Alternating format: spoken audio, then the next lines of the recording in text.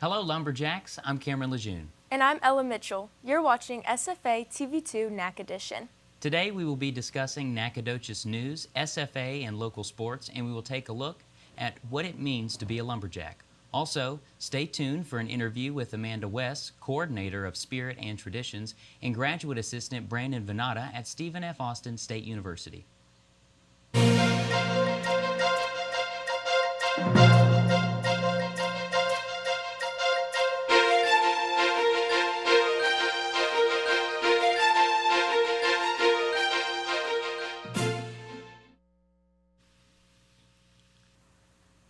On October 29th, Nacogdoches Fire and Rescue quickly responded to a fire at Maroney Park across from Nacogdoches High School.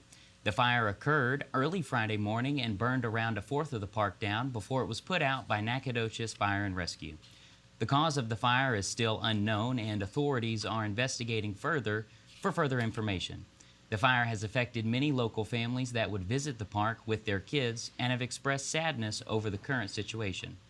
Local families have expressed there is a sentimental feeling for the park that has been standing for so long and hope it can be rebuilt. The park has been standing since the 1990s after community volunteers helped build it at that time. Repairs and reconstruction of the damaged parts of the park are still up in the air as Nacogdoches city officials tell residents it could take some time for these actions to get rolling. If you have any information regarding the cause of the fire or possible suspects, you're encouraged to contact Crime Stoppers by calling 936-560-INFO. On September 29th, the Nacogdoches Police Department had a ceremony promoting 7 officers, naming a new assistant chief, and honoring 2 other officers for their life-saving efforts. Former Lieutenant Bill Kennedy was promoted to Assistant Chief of Operations. Kennedy has been with NPD for 24 years as a field training officer, on patrol, in the Streets Crime Unit, and as a detective. Dispatcher Brenda Scholl and officers Robert Bryce and Brandon Hughes were honored for what Police Chief Scott Weems describes as heroic actions. Brenda Scholl determined the origin of a phone number that helped police respond to a home invasion on May 7th. Robert Bryce found a man holding his wife at gunpoint, interrupted the assault, and arrested the husband. Hughes was dispatched to a vehicle burglary and found a man shot in the chest. Hughes began first aid until EMS arrived and took the victim to the hospital. Chief Weems described their work as truly exceptional. Nacogdoches held its annual Farmers Market Fall Fling Saturday morning, October 7th. The event is held the first Saturday of October every year and features many attractions for people of all ages. As usual, the farmers market was filled with vendors selling seasonal goods, locally sourced produce, flowers, baked goods, and much more.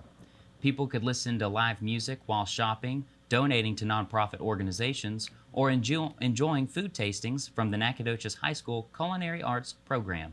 Local food vendors such as JP's Little Cajun Kitchen and Shawley's Indian Kitchen on Wheels provided food for hungry patrons. Those with a sweet tooth could watch as Mercy's World Cuisine prepared and served fresh, deep-fried beignets. Parents could watch as their kids chase animals in the petting zoo or jump in the bouncy house. The event also held horse and pony rides for children. After tiring themselves out, kids were invited to join in a yoga class led by an instructor. While the Fall Fling is over for this year, the Nacogdoches Farmers Market still meets every Saturday by the old train depot at 107 Pearl Street. All are welcome to come and experience what Nacogdoches has to offer. It's almost time for SFA's most awaited tradition, homecoming. Homecoming begins on October 16th with the kickoff hosted by Experience, and events will take place all week until the 21st. For a full list of events, search SFA Homecoming on your browser. You'll be able to see dates and locations for daily events hosted by various organizations. For example, the Student Recreation is hosting a dodgeball tournament and 5K race. Then, the week ends with everyone's favorite traditions, the bonfire and concert on Friday. This Centennial Homecoming celebration, we have a special performance of 2 artists, Pat Green and Haley Witters. The concert begins at 8 p.m. Friday, October 28th at the SFA Intramural Fields. The bonfire is still planned, but the university is monitoring burn bans in effect. If the bonfire is unable to take place, the concert will still proceed. To wrap up homecoming celebrations, there will be the annual parade beginning at 10 a.m. on Saturday, starting on Mound Street. All community members are welcome, so make your way to downtown this weekend. Then the homecoming game against Abilene Christian University will kick off at 4 o'clock Saturday afternoon. Stay tuned for an interview with Amanda West, coordinator of Spirit and Traditions, and graduate assistant Brandon Venata to talk more about this tradition. Now, let's hear from Andrew for your local sports update. Thank you, Ella. We'll start out with today, as local as it gets, with your very own Stephen F. Austin Lumberjack football team, where the Jacks continued conference play against the Utah Tech Trailblazers. They dropped their first conference game against Austin Peay 2 weeks ago. The Lumberjacks look to stay in the win column after a big bounce-back win over a Texas A&M Commerce last week. And well, this game was no different than that Austin Peay game and was close to the very end. Here, Brian Maurer tosses a 57-yard touchdown pass to Anthony Williams, and it must have been skill because they linked up for another touchdown pass towards the end of the fourth quarter for a 20-yarder. The Jacks do end up falling to the Trailblazers by a score of 30-7 to 31, though, and will look to fend off a 2-game losing streak in search for their first conference win in Central Arkansas this weekend on October 14th. Coach Carthel led SFA to a conference championship last season and still very much so believes in his team this year, even after an 0-2 conference start. Nacogdoches high school football season is off and running this year and entered last week with a 2-4 overall record and an 0-2 district record before facing Hawesville. The Dragons' past 2 district losses came in heartbreaking fashions while only losing by 3 points each game. The Dragons came out of Hawesville victorious by a score of 30-6. At practice on Monday, the game ball was awarded to their kicker and punter, Victor Martinez, who was just transferred into Nacogdoches High School this year out of Mexico and is playing football for the first time this year. We were also able to catch up with safeties coach, Coach Blake, at practice, where he stressed that the Dragons were still very much in control of their own destiny, and they firmly believe in the talent and young men on their roster. The Dragons will be at home this Friday to take on Mount Pleasant and try to even up their record. Lady Jack Volleyball secured the weekend surge against the number 2 and number 3 seed California Baptist University and Grand Canyon University, with the Lady Jacks still being undefeated at home this season, forcing their record to be the top in the conference at 16-3, while being undefeated in conference play with 6 wins and 0 losses. Continuing their defense, this week at home, the Lady Jacks will play Tarleton University and Abilene Christian University on the 12th and the 14th. Moving on to Nacogdoches High School volleyball, it seems like their game against Porter ended up in an unfortunate loss. The varsity team for Nacogdoches Lady Dragons lost their match against Porter last Tuesday in a game that ended 1-3. The Lady Dragons put on a great effort at the beginning of the match, but unfortunately couldn't secure the win last week. Be sure to support them as they go against Dayton High School on the 13th and Huntsville on the 17th. All right, that's all for sports. Back to you guys, Cameron and Ella. That's all for our local news report and sports segment. Coming up after the break, Ella has special insight into how the university is promoting student engagement.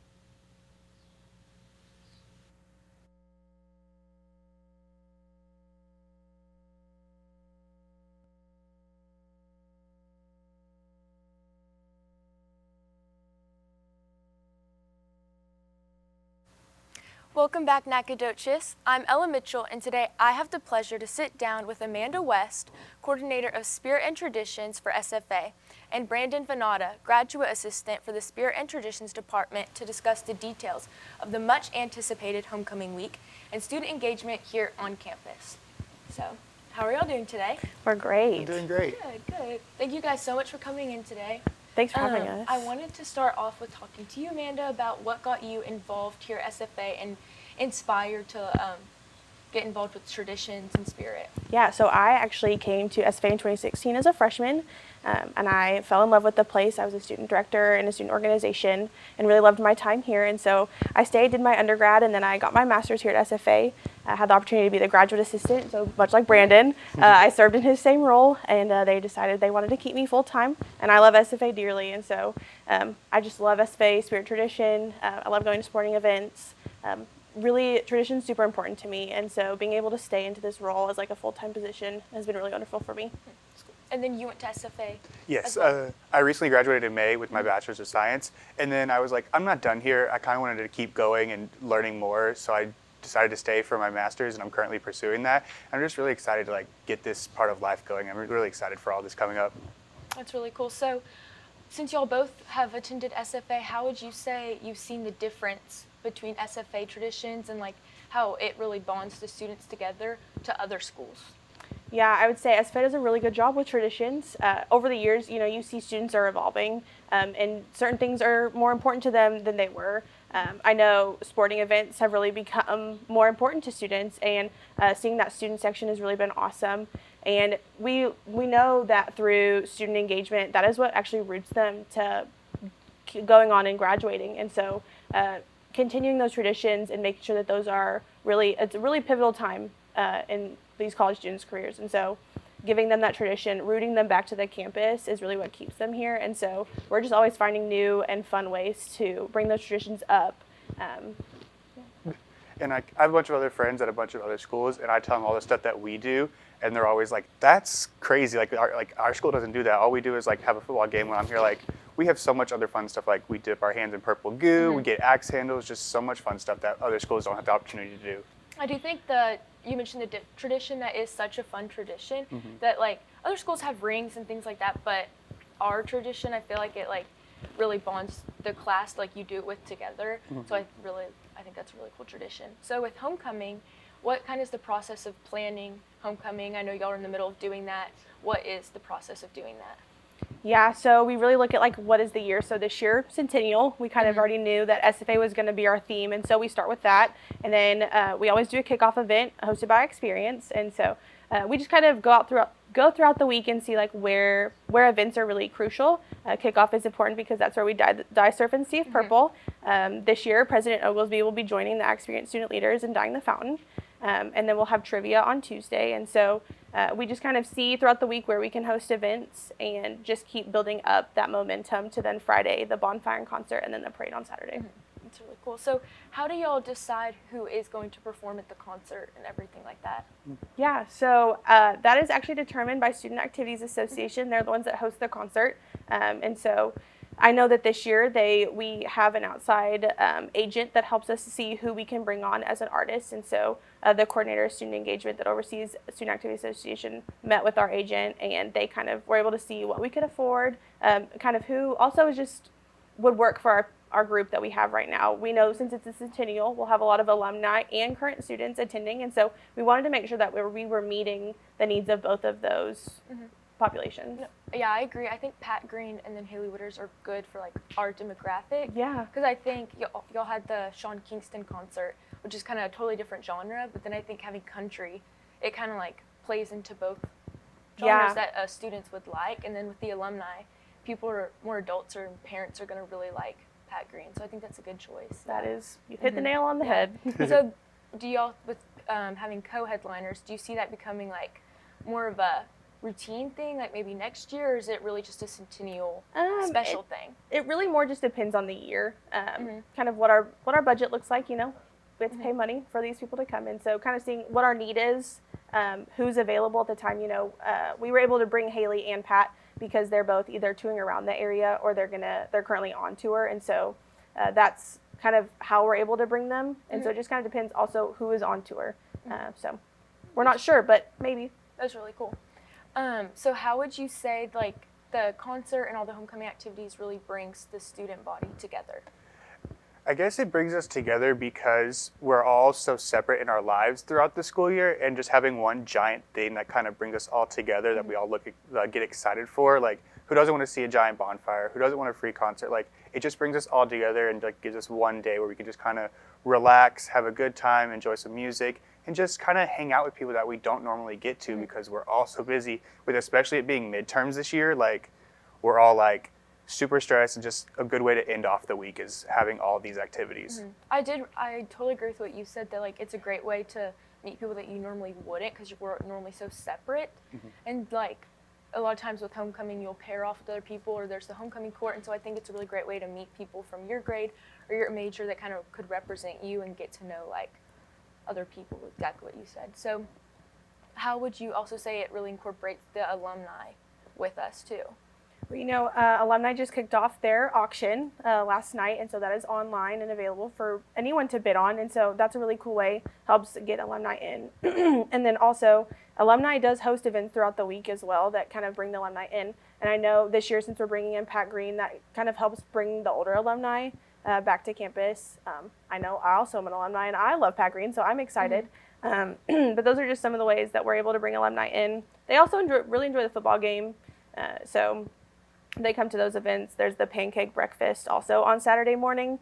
I know a lot of alumni stay at the Fredonia Hotel, watch the parade, go to the pancake breakfast, and so that kind of helps bring them all together. You mentioned the Fredonia and the homecoming parade. I have like a memory of all the people staying at the homecoming, or staying at the Fredonia whenever I walked in the homecoming parade, and it just was like a great way for the community to get involved because they like waved out of the windows and everything. I just loved seeing the community get involved like that. It's really sweet. We love the parade. Yeah. This year we do actually have a different route for the parade. Okay. And so it'll actually start on North Fredonia Street. We'll go right by the Fredonia Hotel, and then we'll go down Main Street like normal. That's awesome. Yeah. Yeah. Well, thank you guys so much. Thanks It's been for great having talking us. to y'all Yeah. and learning more about it. It was. If you want to know any more information about the upcoming homecoming events, check out the link at the bottom of the screen and stay tuned after the break for a recap on the Centennial celebration.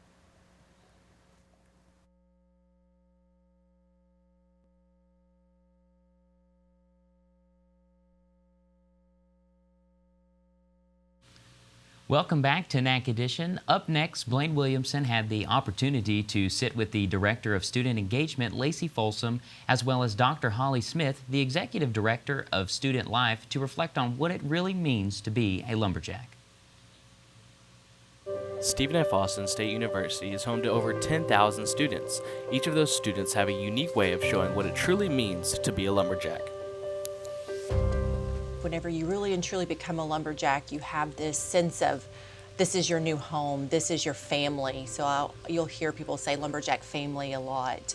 And I truly mean that. When you have your new group of friends, or if you work here as faculty and staff, you feel like you're a part of the community. That's what it feels to be a lumberjack. With over 100,000 alumni, the SFA community gives students the opportunity to truly be themselves, as well as build strong connections with their peers and other lumberjacks.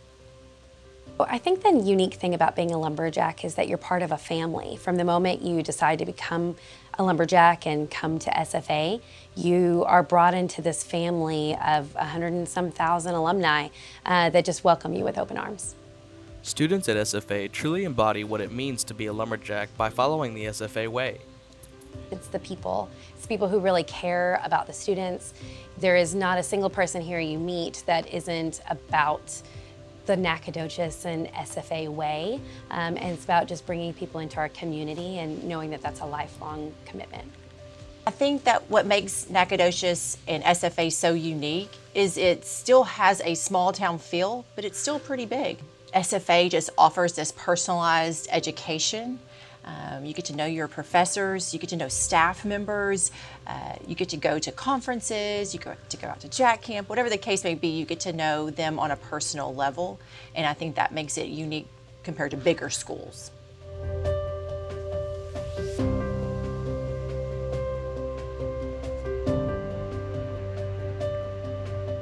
The opportunity to come up with the SFA way was something that was uniquely ours. We brought together groups of students and talked about what does it mean to be a lumberjack, and then narrowed all of those conversations down to just those simple words.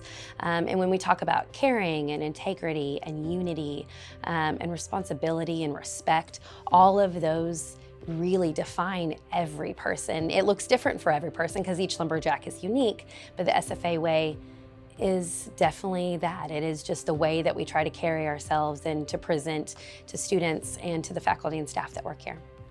Today, Nacogdoches is a special place to many families from all over the world. For 100 years, the community at SFA has continued to grow not only as a place for education, but for students to thrive and become leaders out in their careers.